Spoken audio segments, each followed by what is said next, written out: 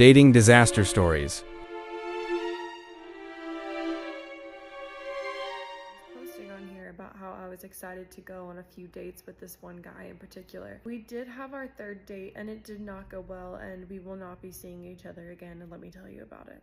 We go to the movie. It's a dine-in theater. We eat dinner, we have drinks. Afterwards, he told me there's a country bar nearby because he knows that I love a country bar and I've been wanting to try some in Arizona. So we go to the country bar, do a little line dancing, have an amazing time. I haven't been to his place yet up to this point, but he lives very close to this country bar that we ended up at. So I suggest going back to his place because I'm tired and I want to sit down. So we go back to his place and we're getting settled. He puts his phone on the aux, he pours us some wine. I end up falling asleep on his shoulder on the sofa. So he wakes me up at some point and he's like, hey, do you want to just go climb into the bed and we can just call it a night? And I'm like, comfortable and I'm cozy with this guy, and I'm like, yes, I do. So we skedaddle into the bedroom and we lay down. He kisses me on the side of my face.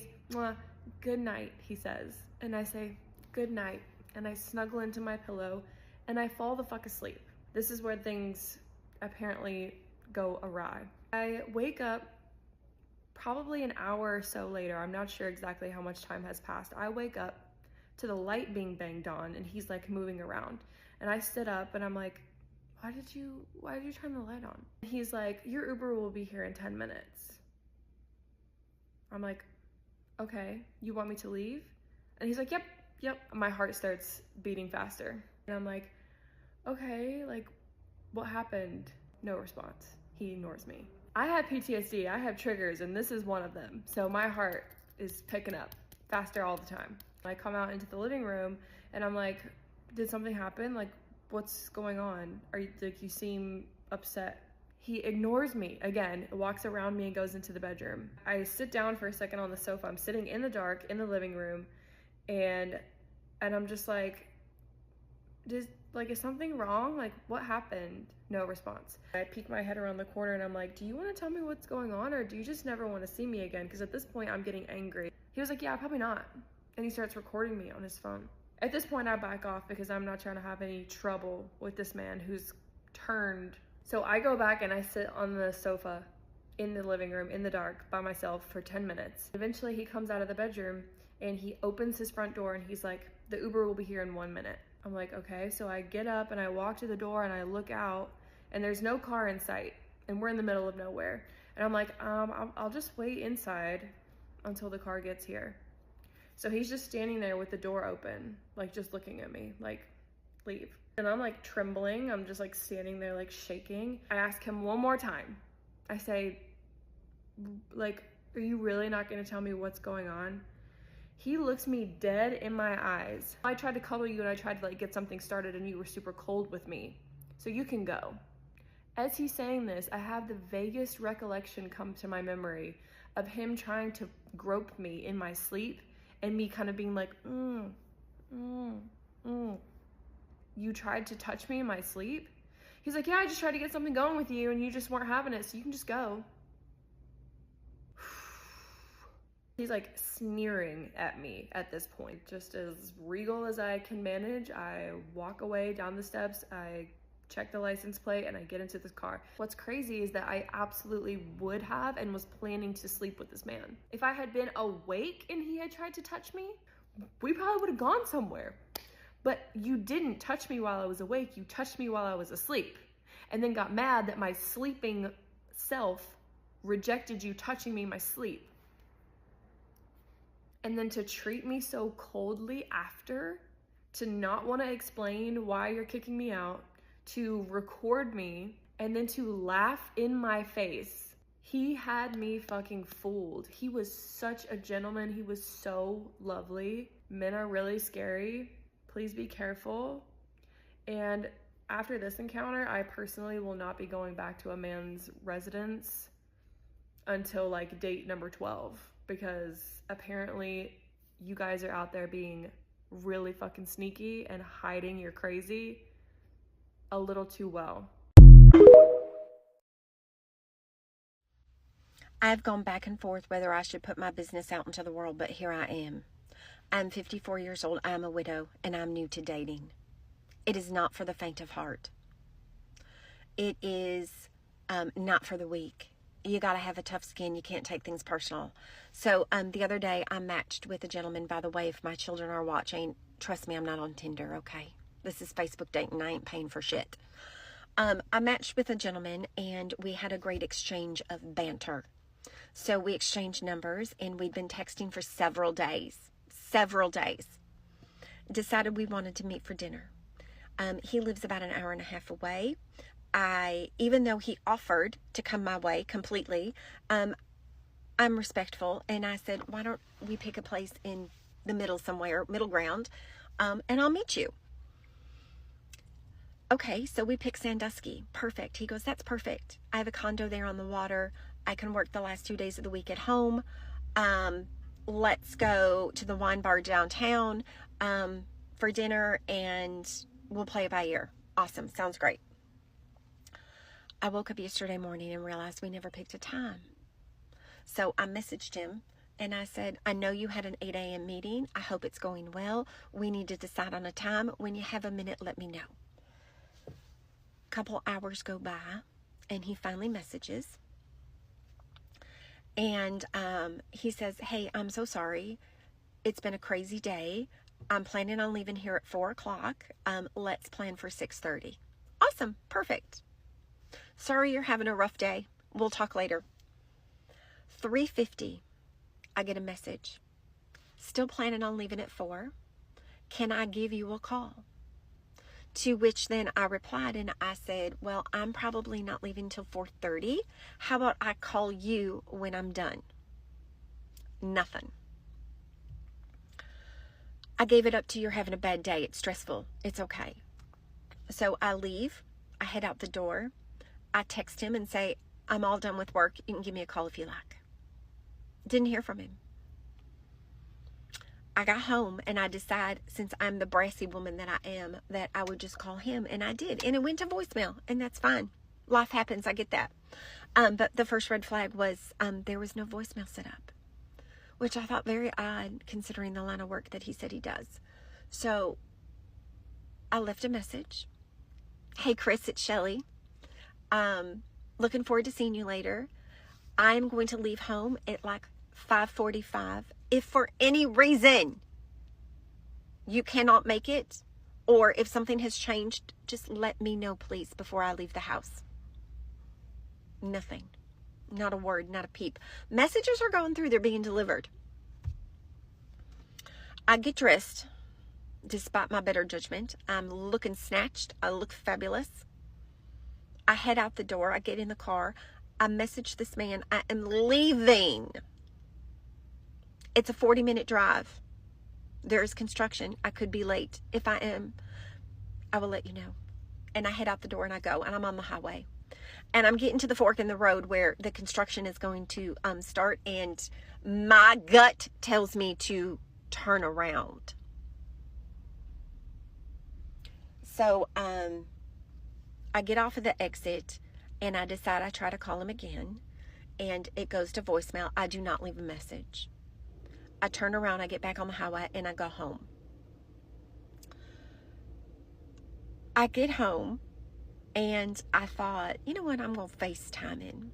Let's see what he's really doing. Let's see if he answers. Let's see, are you who you say you are? So I FaceTime this man, and he does not answer, and it allows me to create a video message, which I've never done, but I do. And I said, hey, Chris, I really do hope you're well. I hope you have not wrecked your car. I hope you are not in a ditch somewhere dead. I hope that someone in your family has not had a medical emergency, and that is why you are not responding to me. I am optimistic enough to think that this man has not just ghosted me on a first date. I send my message and nothing, crickets, nothing, not one peep. I don't know if his wife found out. I don't know if he was married. At this point, who knows? I'll probably never know. I went on Facebook dating. We're still matched. Still matched. Sent him a message there, said, hey, hope you're good. What is wrong with men? What is happening out there? This man actually had the audacity at one point to say, well, if it's late, you could just stay. I don't know you. I'm not staying with you. You know what? Ted Bundy was also charming, and look what happened to those women. I do have my smarts. I don't know. If you know Chris from Colton, who sells insurance and is in finance, tell him Shelly hopes he's well and that he's not dead. Okay? Y'all have a nice day. Stay safe out there. Let me tell you my blind date horror story. I'm actually making this video as a clapback video because at RSJ Design decided to post how bad our date was and how crazy I was, and so I feel like it's necessary to tell my side of the story. It all started when Robert hit me up on a dating app. His first red flag though was he was like, send me an audio. I said something along the lines of, I don't like my own voice, maybe it's a millennial thing, but here's my voice. Like, he responds with a text that's like, I'm not into flamboyant men, and I'm gonna insert the screenshot so you can read the conversation here. Those texts were kind of homophobic, and it was giving very much mask for mask toxicity. So whatever, against my better judgment, I decided to go on a date with this guy, and he also texted me to like pick him up, and you're much older than I am, like get yourself there. Like, then it was the actual date. The entire night he just kept picking on me, like he was picking on my outfit and said I looked like Trump's caddy. He would repeat things that I was saying, but like super dramatized, like, oh my god, like very like that. And like maybe he was flirting, but like it just felt very mean-spirited. And in the middle of the date, he pulls his phone out and starts recording me. We go to another place and he goes to pay for drinks and his card declines. And I try to pretend that I don't notice, but I feel like that's super embarrassing. Like, finally, we go to the last place and we meet up with two of his friends. He went and hit on someone right in front of me and was all touching him on his face and like kissing on him and like asked for his number. And then he came back, like his two friends and I, and he starts bragging about this guy who he just hit on. And I was just like, you're on a date with me and you've been super fucking disrespectful all night. And then you go and pull this, like he was like, this is the exact type of drama and bitchiness that like I didn't want to deal with. And I was just like, how ironic that you have been so bitchy and so dramatic all night to me, and you're mad because I'm not gonna let you disrespect me. Do not play in my face, boo-boo. Like, don't do it. Like, bad idea. Turned to his friend and I was like, am I crazy right now, or is this like super like disrespectful? And he was like, oh, I asked him if, you two were together or on a date, and he said, he's up for grabs and you can have him if you want him. I was like, I'm not a piece of meat.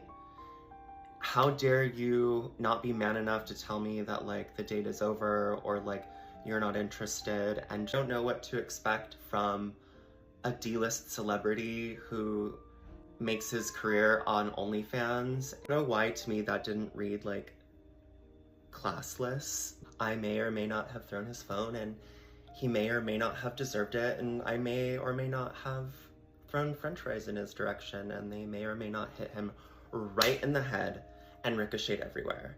But I think it's so important to respect yourself and to not let others disrespect you. And Robert, if you want to go on a second date, let me know.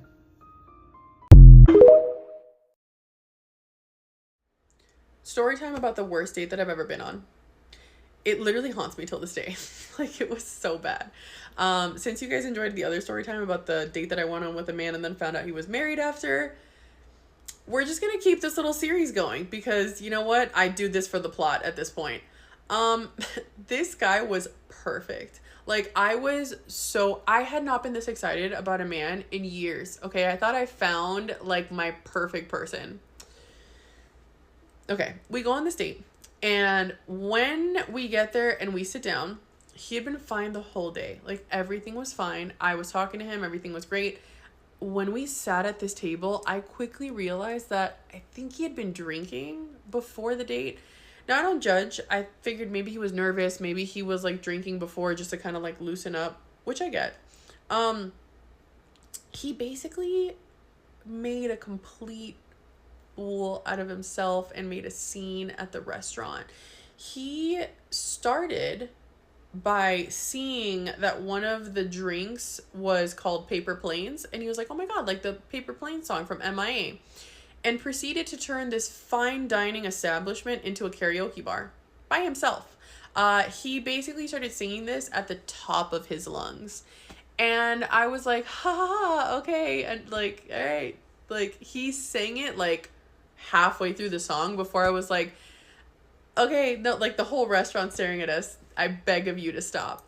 And he was like, oh my god, okay, I love that song, whatever. I was like, oh yeah, no, I do too. I was like, if you want to like maybe second date karaoke bar, I am down. No second date, because after that he proceeded to ask me if I had any pets, and I said, yes, I have a little cat. Now he spent like 10 minutes talking about his dog.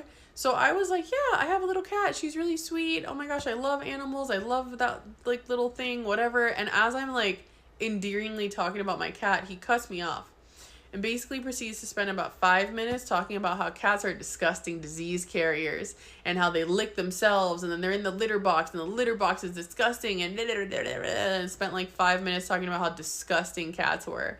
And I was like, I'm not going out on another date with you. No. This is done. So I was basically like, in my brain, I was like, listen, I'm just gonna muscle through this because I'm already here. I did my makeup. I got cute. He could be worse. I'll deal with this.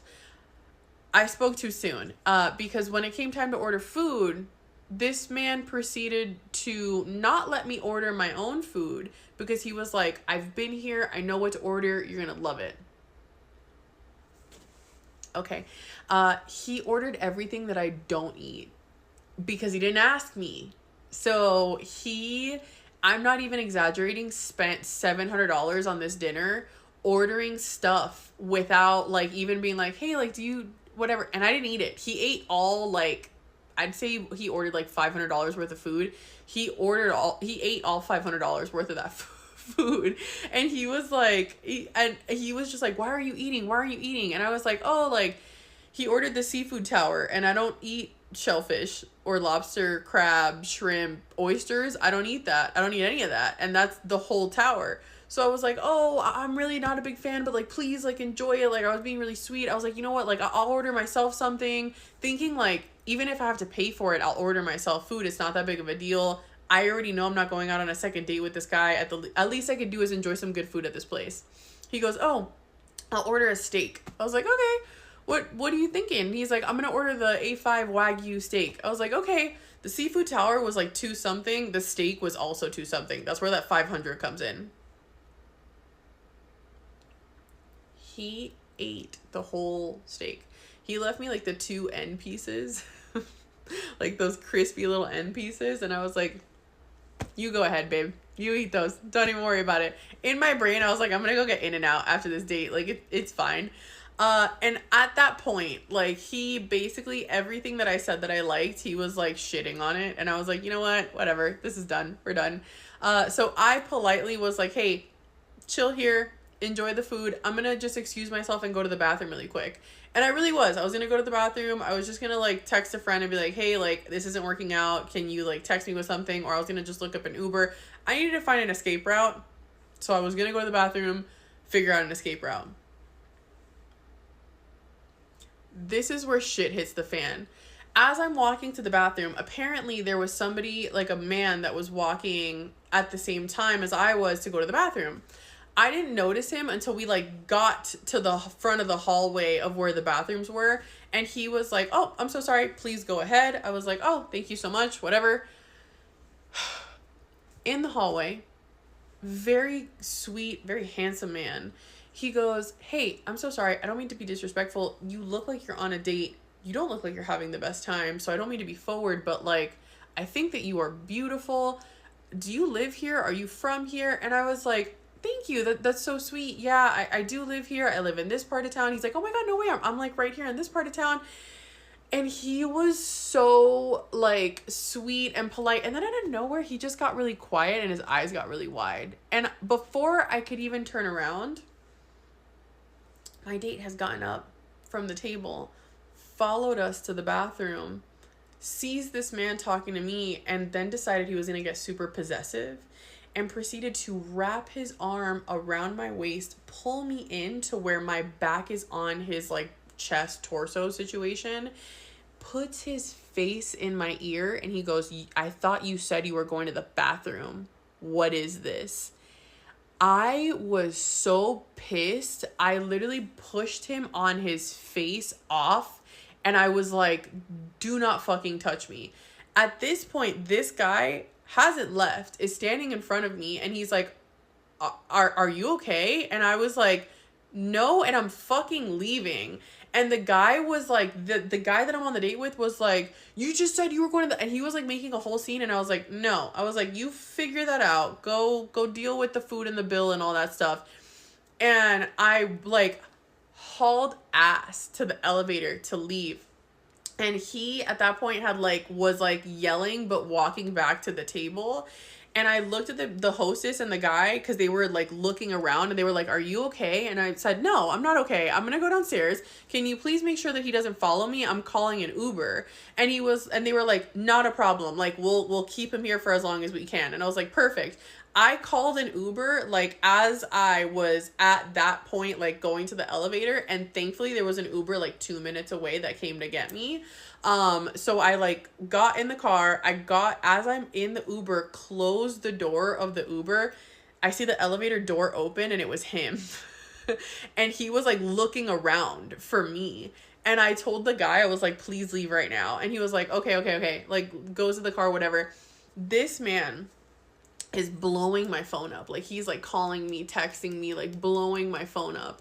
And I was like, absolutely not. He's like, you stupid bitch, you whore, you this, you that. Like, he is saying he's calling me everything that you could call me. And I was like, I didn't even know what to like say or make of the situation. I just like blocked him. Like, he was still typing. I saw little bubbles, and I just blocked him. And then I reported him on the app that I met him on. That was the worst date that I've ever been on. It haunts me to this day, okay? It was so bad. Babes, I went on one of the worst dates of my life recently. Here's the story time on it. So I had matched with this guy, let's call him Craig. He was very cute, tall, blue eyes, great body, owned his own business. He had a trucking company, and he had this beautiful golden retriever.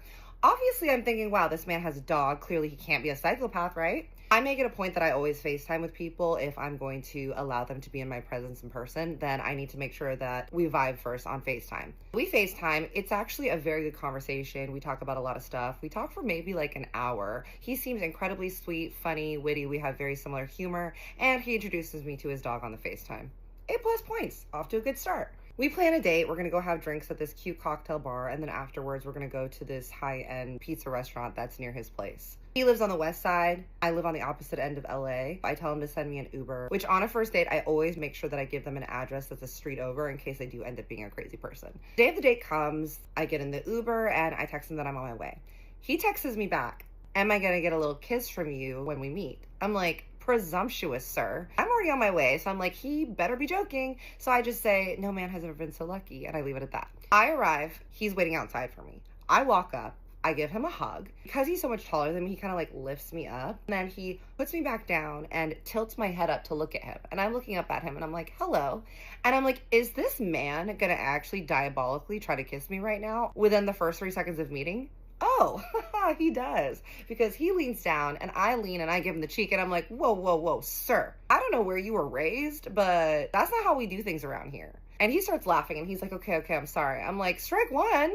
But I was just subjected to a 45-minute Uber in LA traffic, so I need to get a drink and then we will reassess what we're going to do next. We go inside the bar, it's cute. There's not a lot of people though. Craig is like, okay, let's go sit at that booth over there. The furthest one in the corner. This man is trying to take me to Egypt. I'm like, why are we sitting in the darkest corner of this bar away from all of civilization? And he's like, well, I just want some privacy so that we can really talk. I'm like, sweetie, this whole bar is private. There's nobody here. We go to the corner, we sit down, he slides into the booth next to me, and I'm very bubbly and chatty, so immediately I start talking about the horses that I saw in my Uber ride on the way here because I love horses, and I'm like, they were so cute, blah, blah, blah. He's like, wait, just stop talking for a second.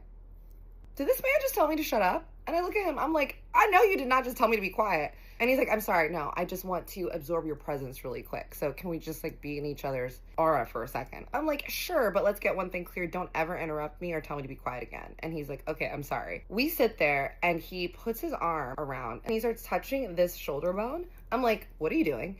And he's like, oh, I just love how lean you are. I'm like, bitch, I am not a piece of meat. And he's like, yeah, you're just so tiny. Like, I just didn't expect you to be so tiny. And I'm like, yeah, well, I didn't expect you to be so forward. So at this point, I'm obviously debating if I'm going to leave, but I need to get a drink first because I have just spent almost an hour in the car and now I'm being subjected to this man. So let's have a drink, sis, decompress, and then we can revisit what we're going to do next. Waiter comes, I order a whiskey on the rocks. Craig orders some fruity ass drink. And he's like, wow, I didn't take you as a whiskey girl. And I said, well, I didn't take you as a fruity ass drink guy, but here we are, Craig. And he did not like that, and I was laughing. Drinks come, we're chatting. I ask him about his business, and he tells me that one of his trucks had caught fire, and he pulls up his phone to show me a photo of it. When he pulls his phone out, I see, boom, boom, boom, 3 notifications. Bumble, Meet Cute, Raya, whatever. All the dating apps just started blasting on his phone. People are super liking him, and setting his ass on fire. He's like, oh my God, I'm so sorry. I'm like, bro, really?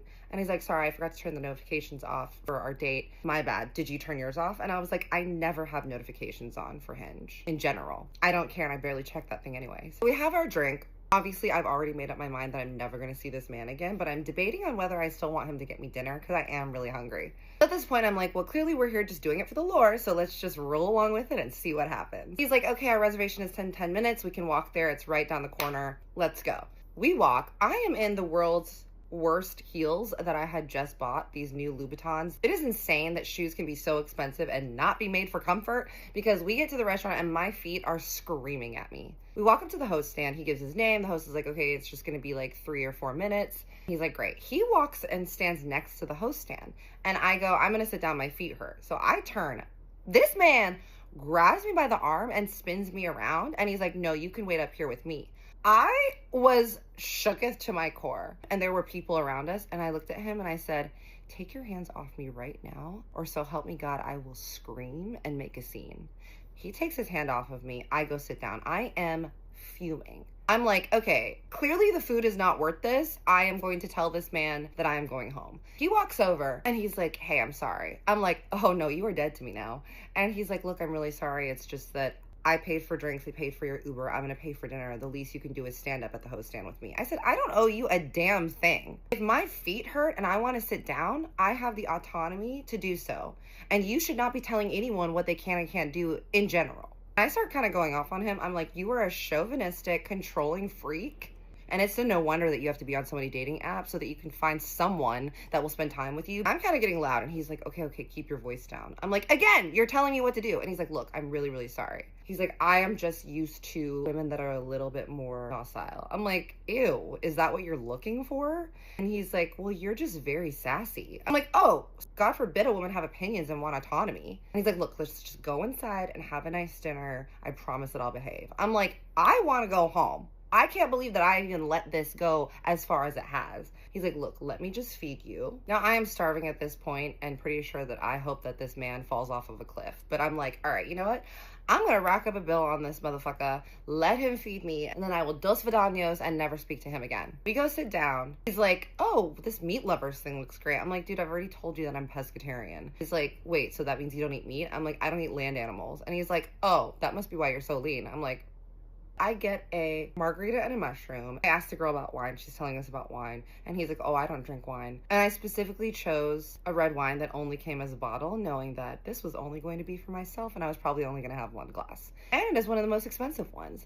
I look at him and I said, well, I want to get this one and it only comes by the bottle. And he's like, well, I'm not going to drink that. And I'm like, and I don't see what your point is. He sees that I'm not to be trifled with. So he looks at the waitress and he's like, sure. I'm sitting there and I'm just fuming, but I want to eat my food, drink my wine and get out of there. But you know what? Let's have a little fun while we're here. So I look at the man and I'm like, are you looking for some housewife that's just going to agree with everything that you say? And he's like, well, I just believe that the man should be the leader. What 1940s BS is this? I'm like, I'm sorry. Were you raised in a convent? What are you talking about? And he's like, well, I just believe that the woman should follow the man's lead because I really like that dynamic. I'm like, oh, so you want a trad wife? And he's like, what's a trad wife? I'm like, a traditional wife. And he's like, well, yeah, I like the traditional values in that sense. I'm like, yeah, and who did you vote for? And he's like, we probably shouldn't talk about politics. I'm like, you know what? That told me everything I needed to know. He's like, you are staring daggers at me. I'm like, yeah, because I dislike you greatly. Like, has no one ever told you that? He's like, look, I understand that my standards are really high. I'm like, no, your standards aren't high. Your standards are ridiculous because your standards belong back in the year the Constitution was written, sir. This is 2025. This is not how we do things around here. The food comes. I'm eating angrily. He's like, well, I guess that you're not one to obey. I'm like, obey? I am not a dog, sir. So I start yelling at him in the middle of this restaurant because I cannot contain my anger any longer. I'm like, you're someone that is the reason that this country is going to hell in a handbag because you are trying to revert us to a time where women didn't have rights. Because you're so insecure that you want to feel some sort of superiority over people that have less rights than you. And that's why you're alone, and you deserve to be alone. People are kind of looking at us, and I do not care. And I'm like, give me your phone, I'm calling myself an Uber. And he's like, what? No, our date's not done yet. And I said, call me an Uber, or give me your phone, or so help me God, I will make sure that the people down the street hear how I feel about you, with how loud my volume can get. He's like, okay, I'm calling you an Uber right now. He calls me an Uber. I stand up to leave. As I'm walking past him to go to my Uber, he's like, well, I guess that you won't get to see how well endowed I am. I look at him and I say, do the world a favor, take yourself off the dating apps so that no other woman has to ever be subjected to you. I get into the Uber. I Zelle request him $500 with a memo that says for emotional damage. And then I block him and I never speak to him again. And yes, he did fill the Zelle request. Get ready with me while I tell you guys how I got left on a date. So yes, I want to preface this video by saying I'm gonna put in all the details. I'm gonna give a little, backstory and everything, so bear with me. So basically, at the beginning of our little dating situationship or whatever, everything was actually going really amazing. He was really thoughtful, and he even surprised me with like 2 of my favorite champagnes that I had mentioned in previous conversation. And I'm like, oh wow, this man is like really listening to me, you know what I mean? But also at the same time, I have been in situations where I have been love bombed, and I'm kind of like in a space where I feel like I'm aware enough and have done enough work on myself to kind of recognize when those things are happening. And I started getting some of those feelings. This man is really nice and all, but like we also just met not too long ago, and he's already saying he misses me. He's already saying I love you. Like he's saying a lot. Like he's moving really, really fast. Like you don't even know me like that to really like me like that. You get what I'm saying? Like you don't even really know me, sir. I don't know. And I always say, like, before I really like somebody, before I really take somebody serious, like I need to see you upset. I need to see how you act when you're upset. And not in like a toxic way either. Not in like a, oh, let me make you mad or whatever. But like I do need to see you in stressful situations or when you're upset. Like I just need to see that. So previously he had mentioned something because I had sent him like a photo of me going out to eat with my friend. And I was like, oh, do you like this? Like, I love this food. It's so good, blah, blah, blah. He messaged me saying, do you know how to cook at all? Like, do you know how to cook? I'm like, yeah, I learned how to cook when I was like 7. Y'all know I'm Afro-Latina. Like, we learn how to cook when we're like fresh out the womb. I can't even use a microwave yet, and I know how to use a stove. He presented it in a way that was kind of like judgmental to me. I'm like, okay, this is a little judgy, but like whatever. I'm just gonna ignore it. Especially when we first started dating, I tell you that this is what I like to do. Like I enjoy going out to eat. I enjoy getting drinks. I enjoy dressing up. I enjoy going out. Like this is something that I explained that I like to do when we first started talking. So it shouldn't be a surprise to you that this is what I enjoy to do. Does that mean I don't know how to cook? No, I actually cook all the time. But do I document when I cook? No, because it's literally not that deep to me. I don't know. I'm not like, ooh, yeah, y'all, let me show you what I cooked today. I don't know. But if I'm at a 5-star restaurant, ooh, y'all, let me show you what the chef made for me. Like, so he said that comment. I let the comment slide. Whatever. Cool. We speak again the next day. This is the day that we have the date. So the date was my friend works for the Seattle Storm, and we were able to get some tickets from her. I asked her, well, originally it was supposed to be me just going, but she knew that I was dating this guy, so she's like, let me get you both tickets and you both can come to the game, and then I can meet you guys. We'll meet him and we can go out after, and it could be a whole cute thing, which I'm like, yeah, let's do it. Let's go. Like, so I get in the car. He wanted me to pick him up from the ferry, and because he lives on an island, you have to take a ferry to get across to the city. So I was like, okay, I can come and pick you up on the way to the game. So I'm on the way to the game. He FaceTimes me. I'm in the car, and he's wearing a hockey jersey and sweatpants, and I'm in jeans, a bodysuit, heels, a leather jacket, hair is done, makeup's done.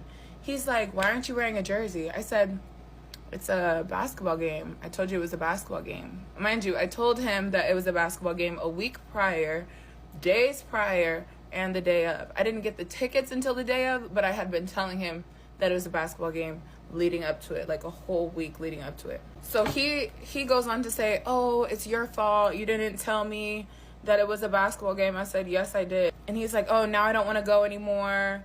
Now my whole mood has changed because I have to go back home and I have to change, and then I have to come back on the ferry. And if I do that, then we're going to be late to the game. I'm like, honestly, I don't think it's a good idea. I think, you know, it's completely fine if you want to stay home. Like, I don't think you should come if it's like an inconvenience for you, and I don't want you to be in a bad mood if we go and, you know, you have to go all the way back home and take that whole trip. Like, I know that that's a lot for you. So if it's going to be a lot for you, then, like, I completely get it. Like, you don't have to come.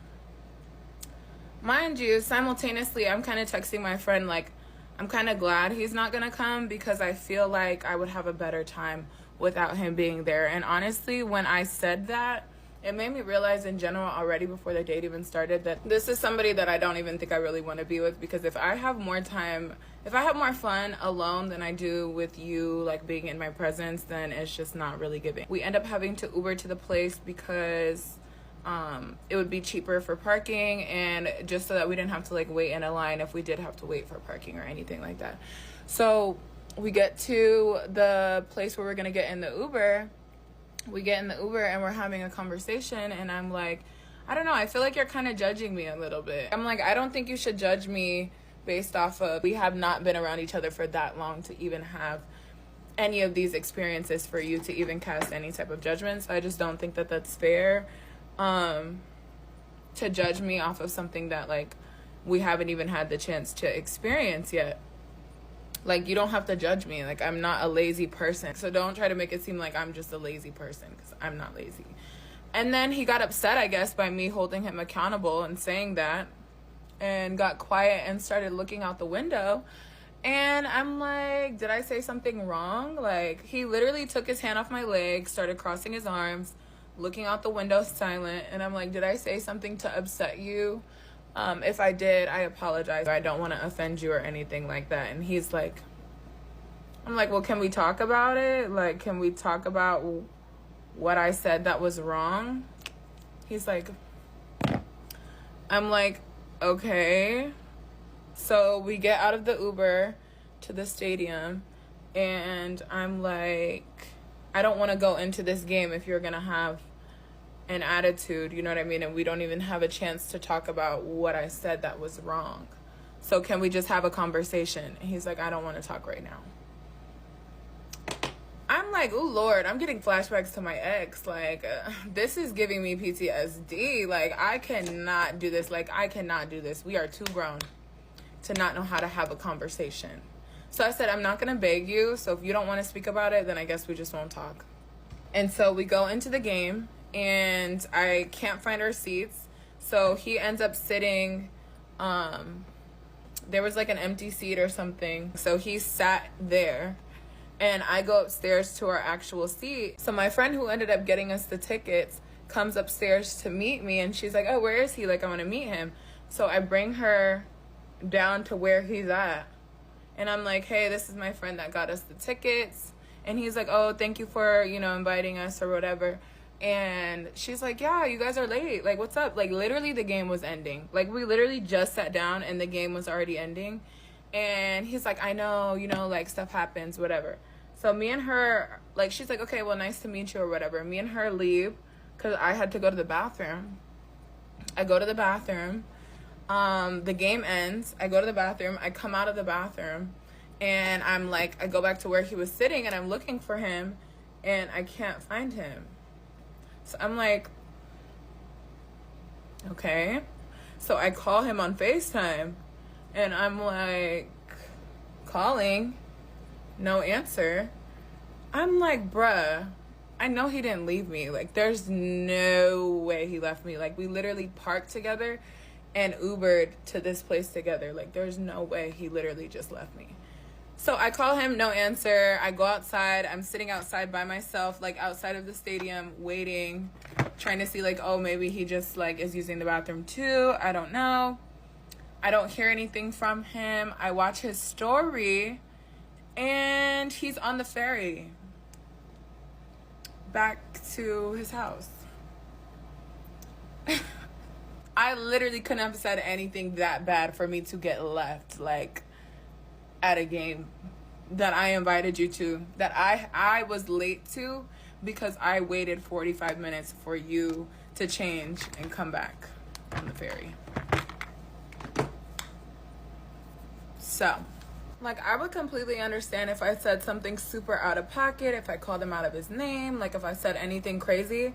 To be left at a game downtown in the city as a woman by myself with no response because I just held you accountable for how you made me feel. Like, I don't know. I personally think that that is insane. And I just want to thank God because honestly, like I said, I'm in this space now of just like, I'm not in the business of wasting time. Like, I'm very much intentionally dating. Like, if I'm dating somebody, it's not for fun. So honestly, it being revealed in such a unconventional and like really unexpected way was a blessing. Yeah, guys, that's how I got left on a date. Please forgive me if I sound heated during this video. I am. I met a girl on a dating app maybe about 2 months ago, and we've been talking pretty consistently since. About a month ago, we planned a date, and up until the day of the date, everything was fine, but then she said she was feeling really sick, and we didn't go through with it. But she seemed really honest about it, and we just kept going, kept talking, and there was no big red flags. Just she was sick, and it didn't work out. Okay. About 5 days ago on Monday, I asked her, hey, I found out if I get off a little early on Friday. Do you want to maybe go on a date? She sent yes with 4 S's and an exclamation mark, and I was like, okay, perfect. I'm going to plan something and let me get back to you. She sends me a snap video in return like, awesome, this sounds great, perfect. Like, very real conversation with this person. It's not just like some stranger on the internet. All the girls who are hating on me for my coffee date video, you're going to love me for this one. I got a reservation at one of my favorite restaurants in Salt Lake City, a pub and grill. It is amazing. I was really excited to take her. I checked with her on Tuesday of this week, said, does that work? How about 6:30? She's like, 6:30 works great. I'm like, perfect. I'm going to get off work at 4, go shower at the gym so I don't have to drive all the way back home, then drive up another hour from where I live to pick you up for the date, which I'm totally happy to do. I'm excited for the date. Yesterday, I sent her the paragraph, the details. I tell her, I got a reservation for us at my favorite restaurant. I'm so excited to take you. I'm going to drive up to your house, and I'll be there at 6:30 to pick you up. Told her, wear whatever you want, but maybe dress a little warm because it's going to be a little cold outside. And finally, I told her, after dinner, if we have time, let's go play mini golf. I didn't want to make it as a for sure thing because I don't know how long it's going to take. She does not live very close to the restaurant or close to me. After communicating with this girl for over 2 months and planning a date, I got work off early for this, okay? I planned it. We've been talking. It wasn't like any red flags or anything weird. I sent her the plan for the date and just radio silence. Nothing. And so I'm like, okay, you know what? This is yesterday around 3 p.m. So I'm just waiting. I'm waiting. I'm being patient too. I said around 8 o'clock. Does that work? Nothing. And finally, I'm like, you know what? Maybe she's working late. I'm going to wait till midnight. I sent her a text at midnight and I was like, look, I would love to go with you. Please let me know before work tomorrow if you can go or not. So I know to pack my stuff and I know how to schedule my whole day. Nothing. Absolutely nothing. I wake up the next morning.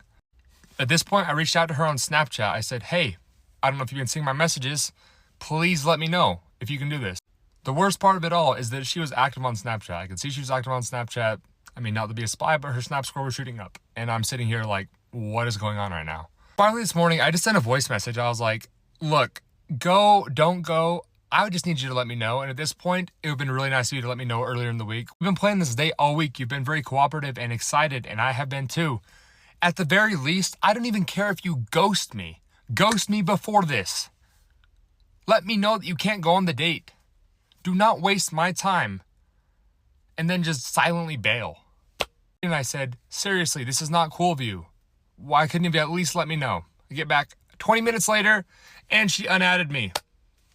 No explanation. And that's the last I've heard from her. That was earlier this morning. So you're talking to someone on a dating app or online.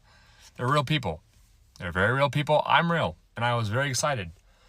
I am so fed up with the current dating right now. This man didn't know my last name, didn't know what company I worked for. He was already, at this point, he was already blocked on everything. Somehow he found the company that I worked for, found my work email, and decided to send me a novel at midnight. And let me tell you how we got to this point. So we agreed on a place to go eat. Okay, cool. We get there. I'm dressed normal, whatever, it was nice weather. He shows up in a whole suit, which I thought it was extremely odd, but nonetheless. I thought he had made reservations. He did not, so there was a huge line for this place. So he's like, okay, let's go to this other place. We end up at this Mexican restaurant. We sit down. We're having a great conversation at first. Then he proceeds to tell me, we end up talking about, you know, like our dating history and all that. And he tells me how on one of his dates, this girl got up and I guess they were having dessert. That's what he said. We were having dessert and literally I turned to my right and she is gone. He's like, he just started bad mouthing her. And I'm like, I'm thinking to myself, like, something's missing. Like, that doesn't add up, right? Like, no girl does that. Like, you have to give a girl a reason to just literally fucking run away. Little did I know. So I'm like, okay, whatever, we continue the conversation. I didn't dwell on that topic too much. But yeah, so he insists on telling me and making like racist jokes, talking about like Nazi this and like Jewish people this and like all this shit that he like did to other dates that he thought was funny, but they didn't take it as such. And at this point, I'm already uncomfortable. So he's like, oh, you know, it looks like you're taking it well. And at that point, I'm like, oh God, like I hope he doesn't fucking kill me. So I'm just like literally just waiting for like us to finish eating. And then the date gets there. I'm like, okay, you know, I have to walk back to my car. Thank you for everything. He's like, no, like, let me walk with you. He's like, I'm actually heading the same way because I had parked my car a few blocks away. And I'm like, okay. So we're walking together and he's like, hey, by the way, can you drop me off of my house? And I'm like, where do you live? And he goes, I live in the Gold Coast. And if you're not from Chicago, that's one of like the neighborhoods in downtown. So it's a really nice area. It's an expensive area. And in my brain, I'm like, there's no fucking way. I'm not gonna get in the car. I'm not gonna be in the same car as this man that I don't even fucking know. I already felt uncomfortable as it is. So we're walking and we see a movie theater. He's like, hey, he's like, I really have to use the restroom. He's like, should we just go into this theater? And I'm like, okay, great. So we get in there and I'm using the restroom.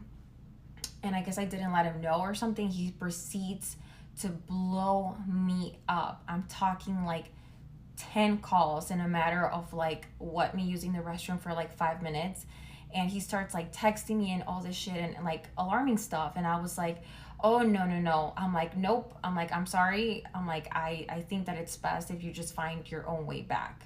So he proceeds to still blow me up. And at this point, like the way that the restrooms were in the theater, it's like if I were to get out and he was gonna get out, like we would have seen each other. And I'm just there waiting and I'm just like, oh my God, like this, like I really thought that this man was gonna pull up to the women's restroom. And I'm just like, oh my God. So I timed it right.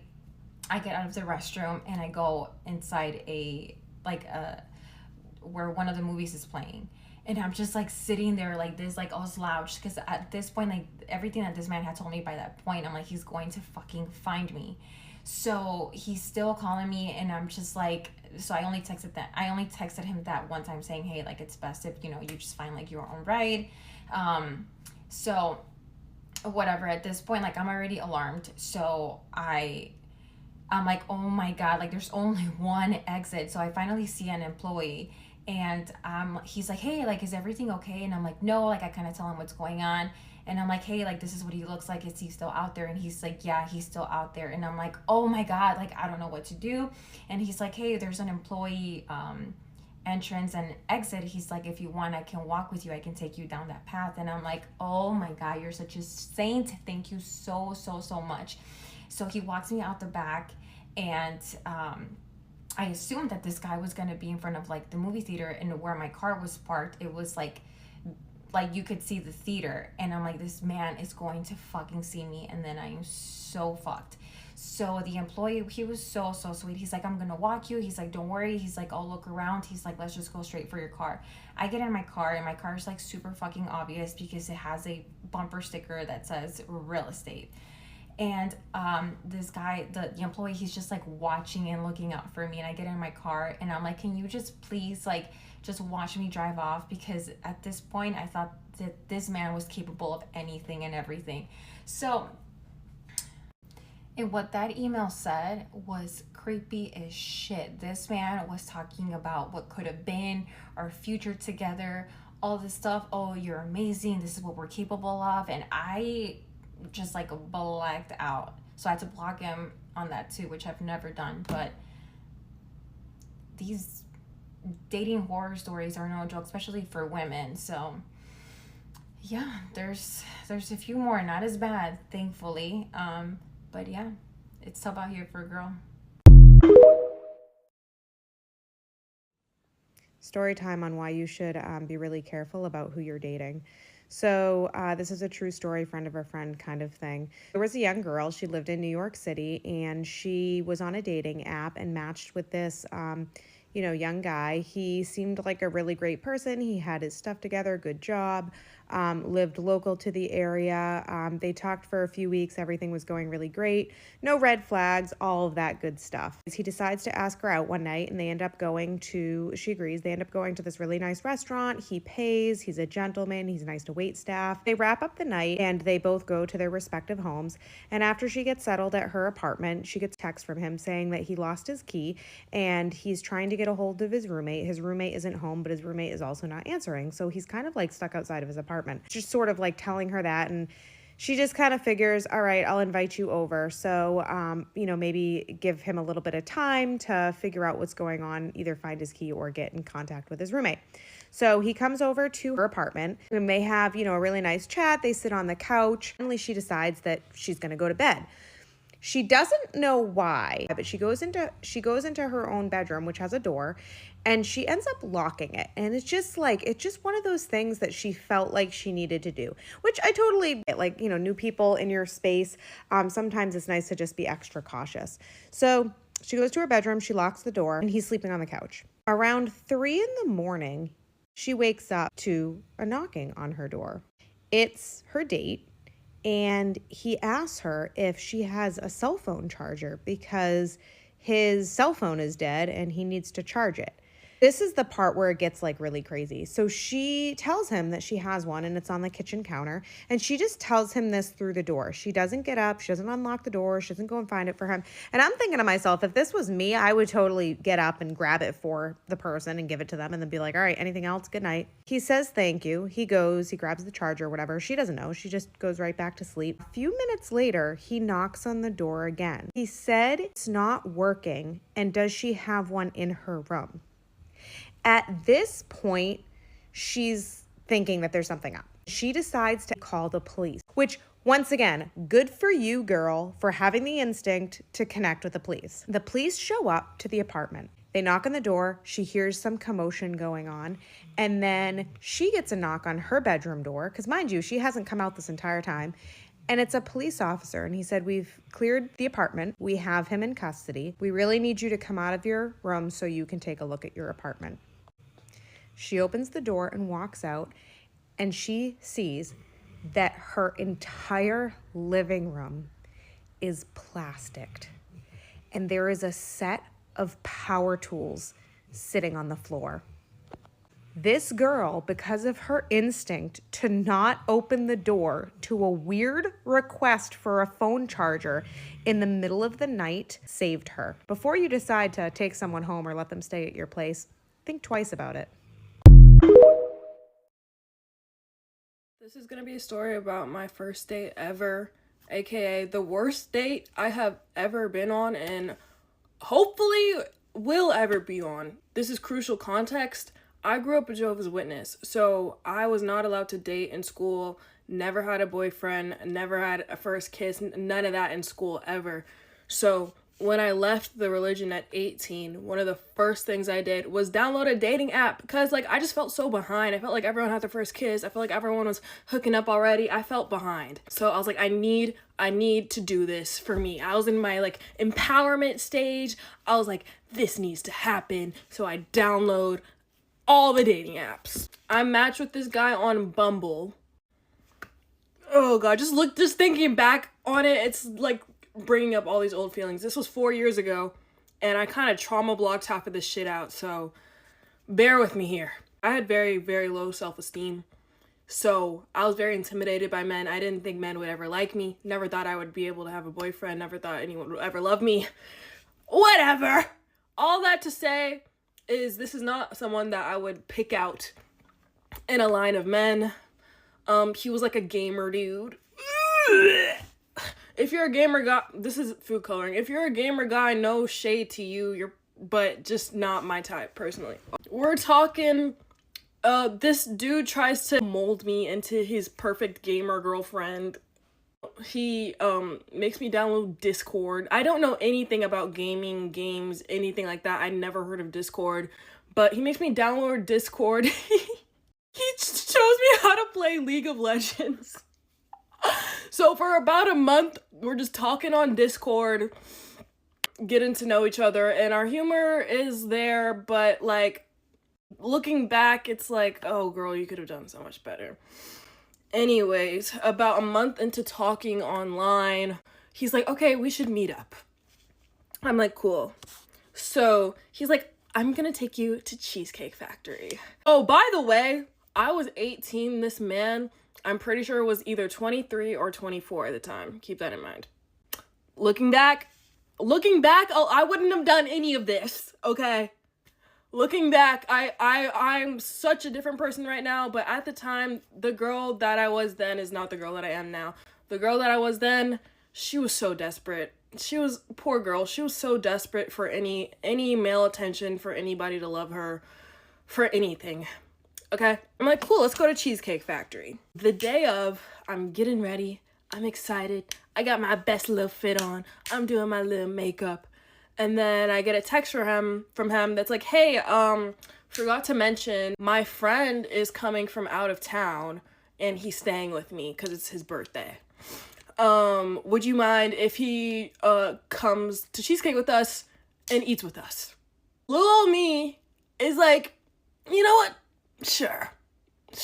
Your friend that I don't know you, but I'll definitely don't know your friend, can come with us on our first date, first time ever meeting, to Cheesecake Factory. Cool. Type shit. He's like, awesome. Oh, and also, by the way, I used to suck his dick in college. Now I'm looking for the cameras, wait, one more time, rewind. I used to suck his dick in college. Obviously, I'm like, oh, okay, maybe this isn't a good idea. Then he automatically is like, no, it's okay. It was a while ago, and we don't have feelings for each other. It was just a really hard time, and we were both stressed.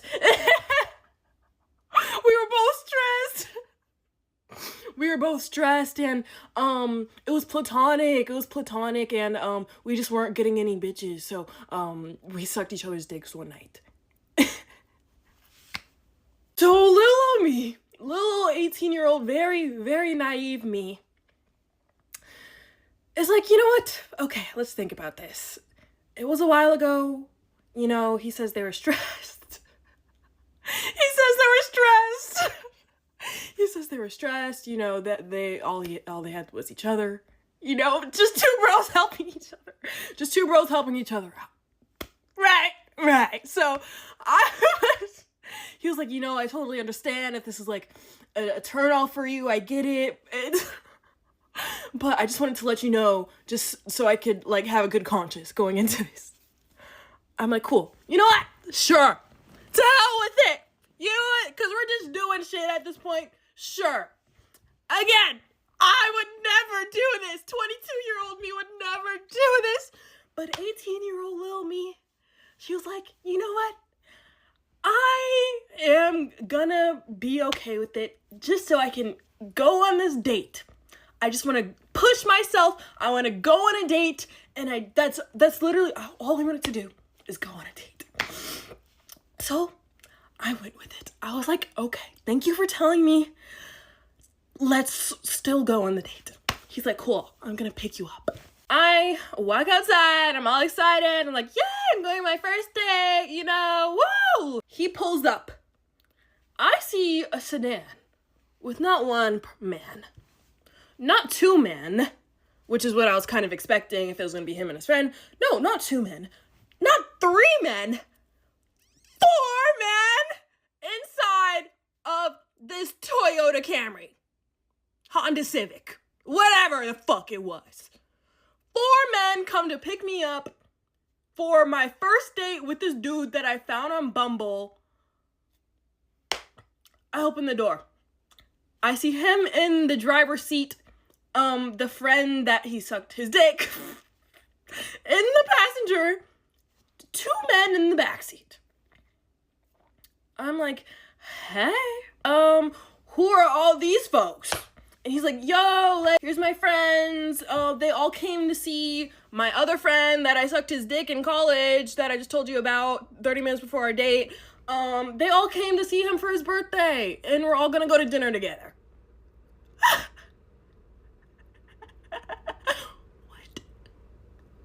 What?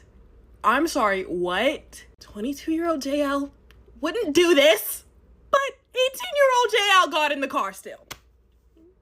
I wish I could time travel and slap myself across the head, because what are you doing?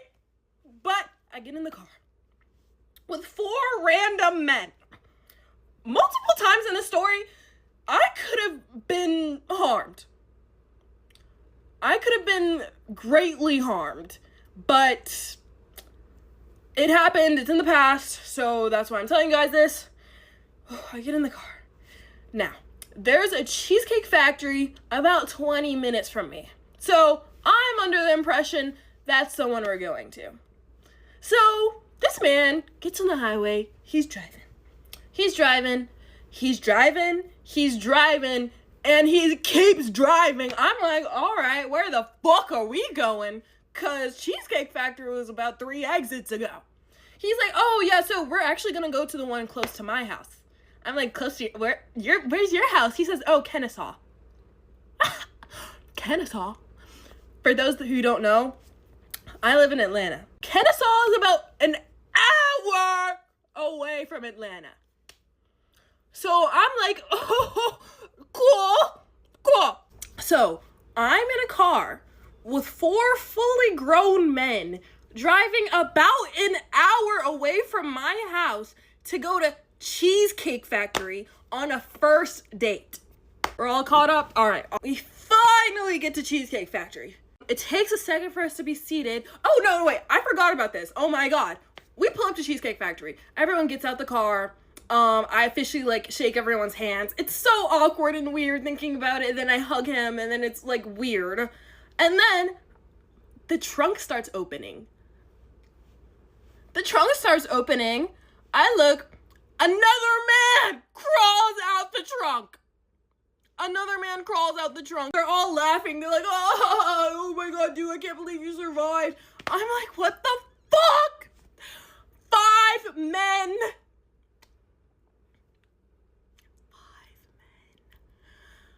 With me at Cheesecake Factory on a first date. We enter the Cheesecake Factory. It takes us a while to get seated because there's 6 of us. It's not even a date anymore. It's just a birthday party, and I'm just some random girl that is there too. I order a pasta. He ordered a juicy steak. Remember that for later. It's me, him, his friends over here. It's so awkward because they're talking about games and shit I don't know about, and college. Apparently they all went to college together, and I'm just sitting there and I'm just trying to have some sort of interaction with the man I'm on a date with. There's a family behind us. There's a family behind us, and there's a little baby. I start doing this to the little baby because I'm like, I don't want to talk to these people. I don't know any of you, and I want to go home. I'm talking to the little baby. I'm like, hey, little baby, hey, little baby. The baby's laughing. My date looks back, sees I'm talking to the little baby. He's like, oh, that's so cute. I love a woman with maternal instincts. You will make such a good mother for my children. I don't think so. What? At this point, my face is sun-dried tomato red. I want to go home more than anything in the world. I was like, you know what? Maybe this is just, I couldn't even tell you my thought process at the time, because like me right now would never do any of this. I don't know what was going on in that fucking little girl's brain, but I stayed there. The check comes out. He's like, oh, let's split it. Didn't pay for my food. So I'm like, cool. I finally get to go home. He's like, actually, let's go back to my house, guys, so we can pregame. Pregame what? My bad, I forgot this is actually your bestie's birthday celebration, and you don't give a fuck about me. Right, so we go back to his house. I'm in this random man's house. I meet his lesbian mom. Apple doesn't fall far from the tree, does it? Anyway, yeah, they're drinking. I've never had an alcoholic beverage before. I'm 18 years old. Like, I've been a Jehovah's Witness my entire life. I don't know what's going on. I'm sitting on the couch while they're pre-gaming. He tries to like start conversation with me a little bit. I'm on my phone scrolling. I'm looking at Ubers because at this point, like, I don't even need a ride home. I want to go home. But I'm looking at Ubers, and it's rush hour, and I'm an hour away from my house. So the Uber is costing $75 to $80.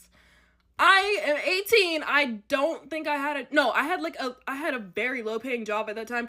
I could not afford to pay $80 to go back home. So I'm literally stuck at this random man's house. I think he saw like how uncomfortable I was. So he was like, hey, why don't we like go out on a walk? There's a trail outside my house. I'm like, you know what? Sure, fuck it. Sure. I don't have anything to lose at this point. Fuck it. So we go. At this point, the sun is starting to set a little bit. So I'm like, you know what? Like, honestly, like, I would rather just go home. I don't really want to be like out walking with some random man. And he's like, no, it's okay. I understand. Bro pulls out a pocket knife and hands it to me. He's like, here, take this. If you ever feel uncomfortable, you can just whip it out. He was a very tall man. Definitely 2 times my body weight. And he gives me this puny ass little pocket knife. Looking back, I'm like, bro, that wouldn't have done shit. If this man actually wanted to harm me, that wouldn't have done shit. But my stupid ass took the pocket knife and wandered into this trail with this random man. We're walking, we're talking. He tries to hold my hand. I'm like, I don't want to hold your hand. I'm telling him all the shit about like my shit that I got going on. He's talking about his shit that he's got going on. And he's just all around a fucking weirdo. Bro tells me he has a breeding kink. I don't know what that is because I'm naive. I'm like, all right, don't know what that means. So he's telling me about it while we're in the dark in the middle of the forest in this walking trail. I'm like, oh, I fucked up. I shouldn't be here right now. This is a bad decision. So I'm like, you know what? I have to go home. I just cut him off. I was like, I have to go home. He's like, oh, all right, okay, I'll walk you back. We turn around and he's like, wait, before that, let me just, and then he swoops in, holds my face like this, and starts shoving his tongue in my mouth. That was my first kiss, by the way. And you know what? Because he just had a juicy steak from Cheesecake Factory, it tasted like steak. It tasted like steak and garlic and onions and tongue and gross. And I remember pulling back and spitting because I'm like, ew! It's so awkward at this point. I'm like, take me home. We get out the trail. We're back in his house at this point. And I'm like, okay, can you please drive me home? And he's like, yeah, I can in a second. Let me just like have some fun with my buddies. You know, he came all the way from out of town. He's here and all of our friends are here. I'm like, you know, it's all right. I'm gonna just call an Uber. At this point, the Uber's a little lower. It's about $50. So I call myself a $50 Uber 1 hour away from my house. I get in that Uber and I never look back. I pay for the Uber, by the way, naturally. I naturally pay for the Uber. And that was the weirdest date I have ever been on. There's so much other shit that I blocked out of my memory. Like, he had this weird relationship, like, he had this weird, like, thing, like, he was like, oh, can you wear overalls? Because I have this picture of my mom and these overalls, and I just love the way she looks in them. He had weird shit going on up there. He was not... It makes me want to throw up just thinking about it. Looking back, it honestly just makes me so sad that, like, the girl I was then, like, was so desperate to find love and so desperate to, like, be normal and, like, do normal shit that I thought this was my best option.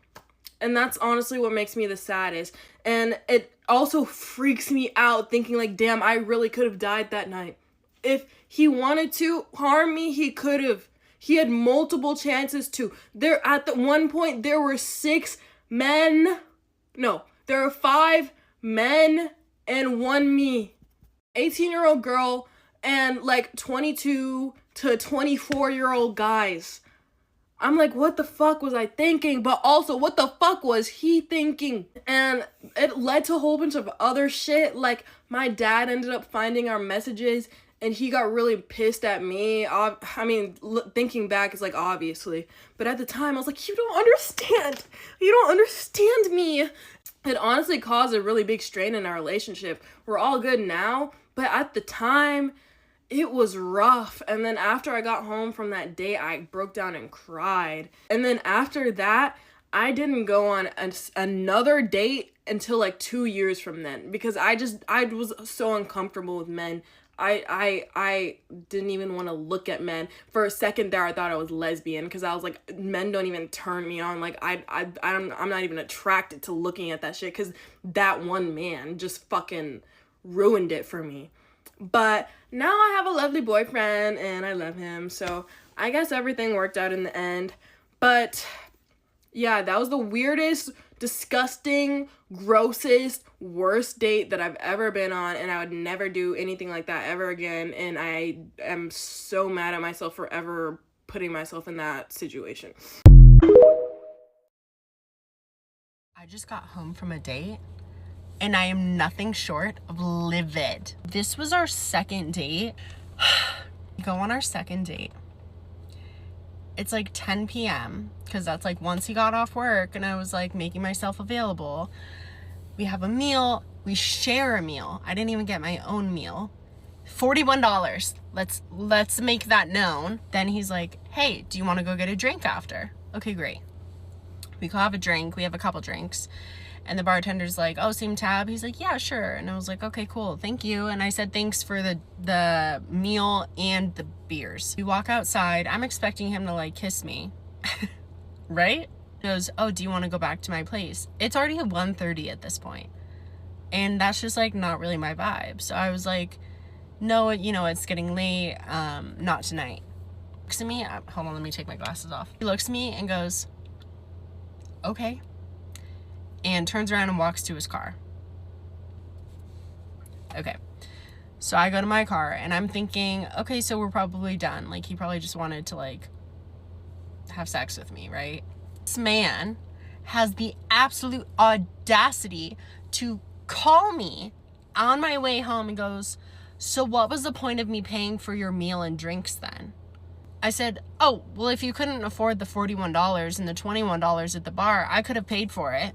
He's like, obviously I can afford it, Hannah. I was like, I'm sorry, I didn't realize that this was a prostitution situation. I didn't realize that I had to fuck you after you paid for my meal.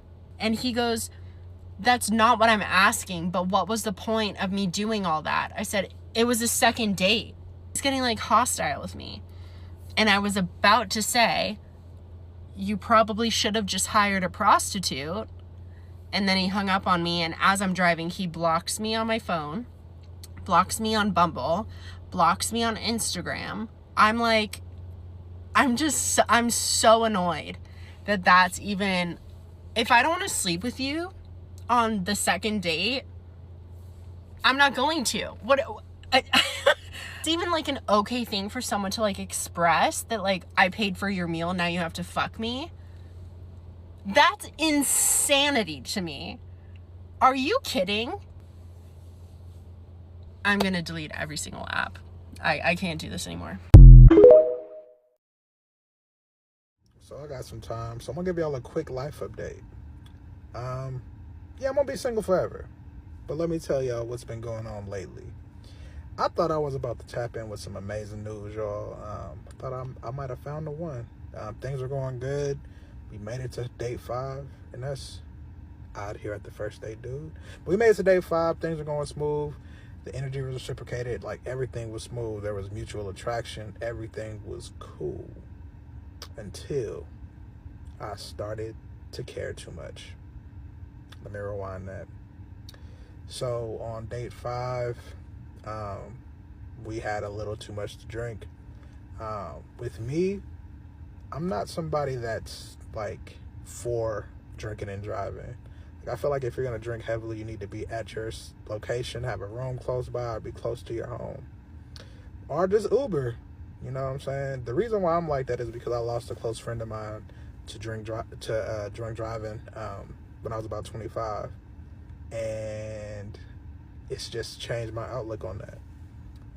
Usually, if you ever see me out, I'm never going past 3 drinks, and I'm going to sober up before I get behind my wheel.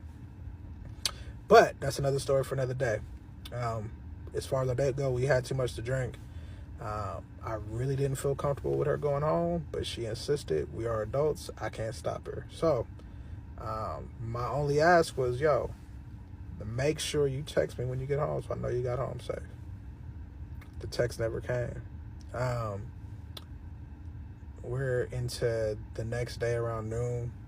I text her like, yo, I'm hoping you're home since I haven't heard from you. But, you know what I'm saying? Like, the reason why, like, I asked that question, it's not to be controlling, or I don't need your location or anything like that. That stuff is weird. I don't know why y'all do that. But, like, I just need to make sure you're okay. Just because that's a trigger for me. You know what I'm saying? I lost somebody like that. Her response was, I just woke up. I decided to stand on business because that annoyed me, and I asked her again, like, but why couldn't you text me when you got home? That was over a week ago. Haven't heard from her since. Now, I did everything right when it came to dating this woman. I held the doors. I made the reservation. She never went to Olive Garden or Cheesecake Factory. And here we are, ghosted. And it sucks.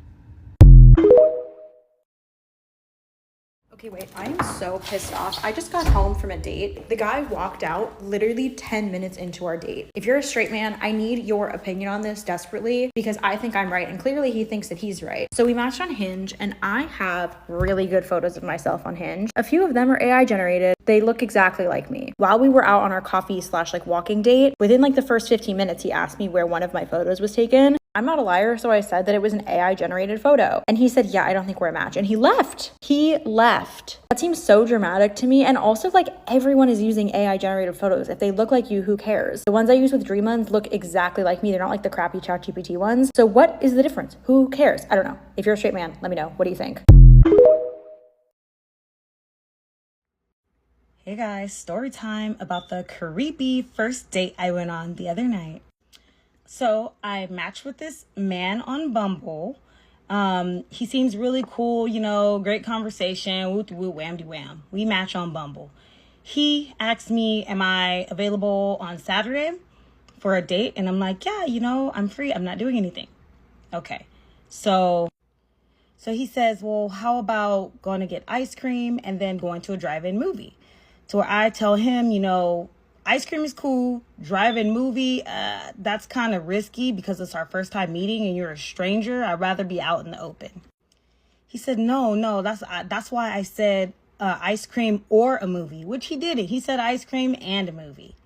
But, you know, it's cool. I'm not tripping. I'm like, yeah, we can get ice cream. That's fine. Okay, so I get to the ice cream place. He walks up. I'm already telling by his body language that this is not really like a man that I would really like off top physically. But in the past, I have been won over throughout the date. Like maybe the first half of the date, I wasn't feeling the guy. But then through a conversation and just seeing like how his personality is, how his intellect is, I have been won over. And it just wasn't the case. You know, so we go into the ice cream shop. I order a scoop. He orders a scoop. It came out to about $13. He's looking down at his phone. He tells me that he has to transfer money over. To which I reply, don't worry about it. It's cool. I got it. Like, and he's like, no.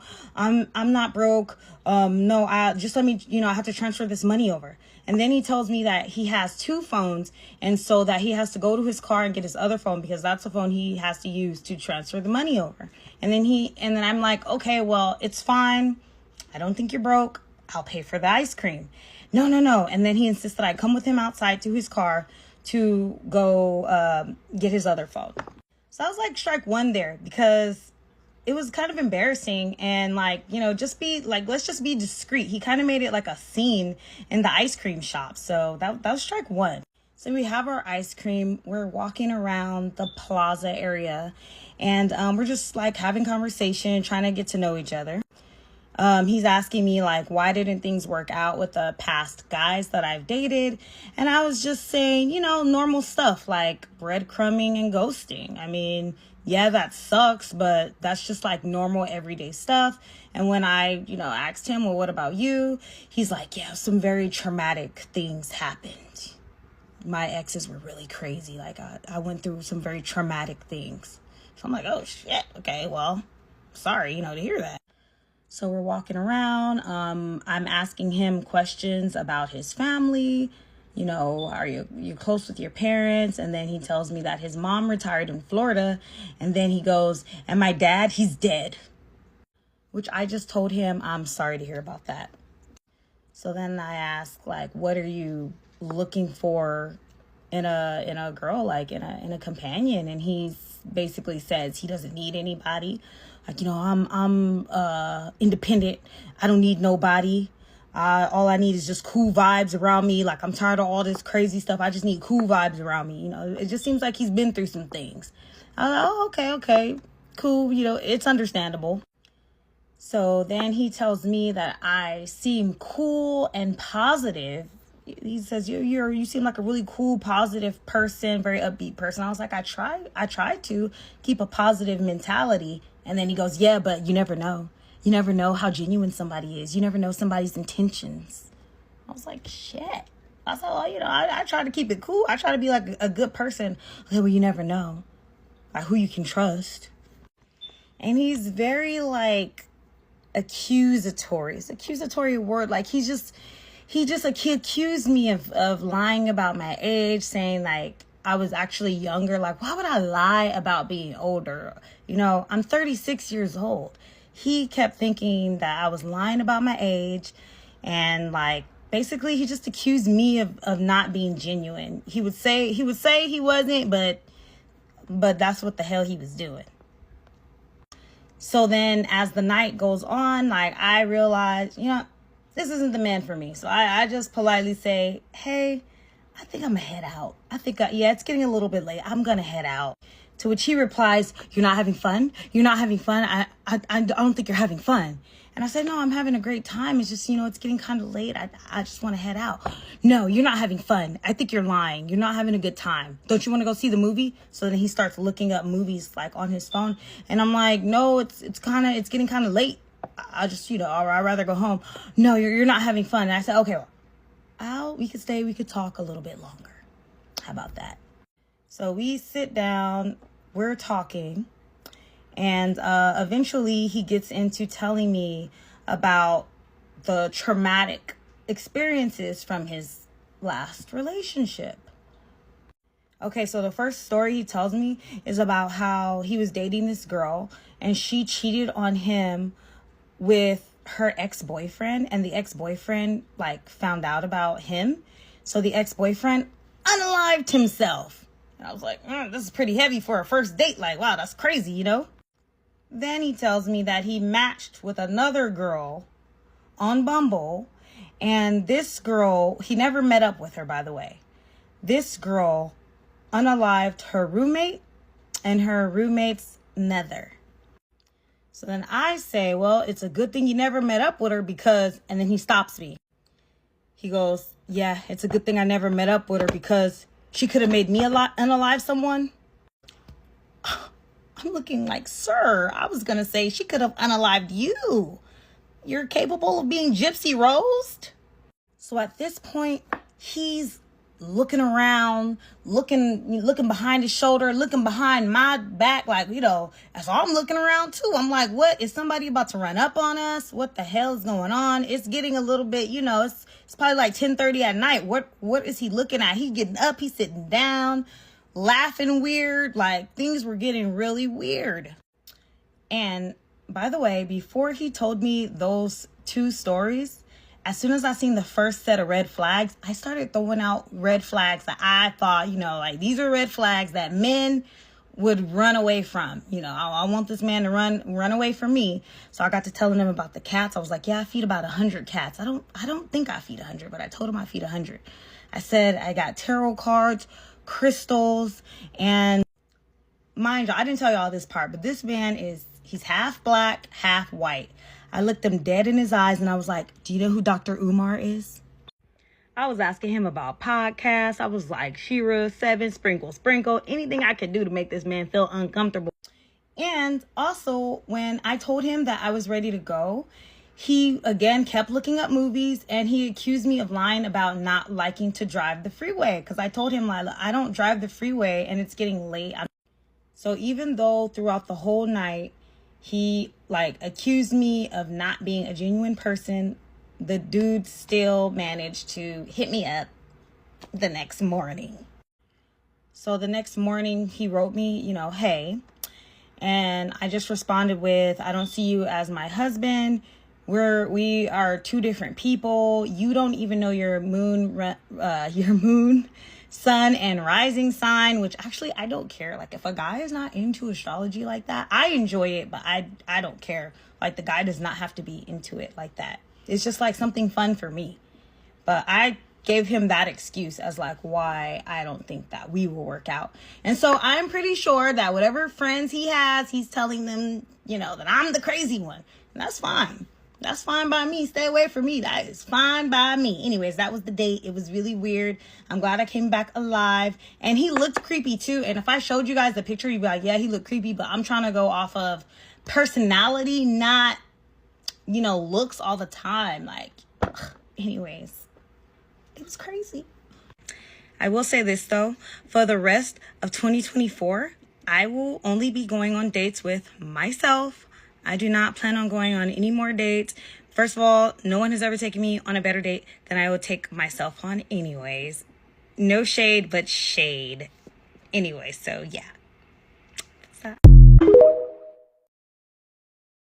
I almost got murdered today, and this is what happened. I matched with this guy on Bumble. We talk, like, exchange a few messages back and forth, and then we switched to WhatsApp. We decided to go on a date, so he planned one for today. When I asked him to send me what bar we're going to, he sent me a postcode, and he was like, meet here. So I googled the postcode, and I put on maps, and it was like flats. There was like a residential street, so I was like, what is this? I don't want to meet here, like, can we just meet at the bar? No, he was like, no, just meet me here, we can walk together. And I was like, can I just please meet you at the bar? And again, he was just like, just meet me here. Obviously, I was still gonna go to the bar. He eventually told me the bar's name. And I am coming, well, I was supposed to be in the office today, so I would have been coming from wherever my office is. And he chose a place that's like an hour away by tube. And it's a Tuesday, so I didn't really want to do that. I was like, that's too far. I don't want to be back late and then end up having to take like a really expensive Uber back to my house. And he was like, it's not far at all. Like, just walk across the bridge and then you can tube. It's one stop, which it wasn't. It would still take me about an hour to get there. So I was like, no, can we just meet somewhere in the middle so that we can both travel? It's not just like, I don't know. It's because he lives in that area that he wanted to do that he chose the bar in. He was adamant on not changing the location. And he was just like, why are you making such a big deal out of it? It's not a big deal. The Uber's not expensive. He like looked up the price. And he was like, it's only £15, which it would not be, because from my house to like the bar by Uber would be like probably £30, especially late at night. There was a bit of back and forth, and then I was like, okay, you know what? Let's just reschedule for a different day, because this is obviously like not working, and now we're just like in a bit of a fight, so it's just weird and awkward, and maybe we shouldn't even go on a date. I didn't say that part. But anyways, he was like, well, I can't now because I've had to put my credit card down, and they're gonna charge me if I cancel the reservation because it's less than 24 hours. I went onto the website of the bar and I clicked reserve a table. You did not have to put your credit card down. I could easily you just have to fill out your name, and that's it. And something told me to reverse image search his pictures, and I used this website. It's called facecheck.id, and it basically is like reverse image search for social profiles and stuff. I put his picture in there, and it comes up with this like fitness gym model based in Germany. I live in London. So I was like, okay. And it had a completely different name. And all the pictures that were on his profile were taken from that person's profile. So at that point, I was like, okay, what the hell? So he wanted to meet me at this random postcode, not the bar. Random postcode, looked like a residential street. I'm assuming it was his place.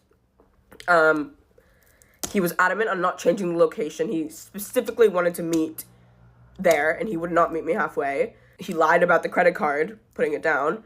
And then he's not even real. So I don't know what the intention was. I don't know what would have happened if I went. And it's supposed to be in a few hours. So I obviously have not done anything. I screenshotted the profile, the fitness model's Instagram, and I sent it to him.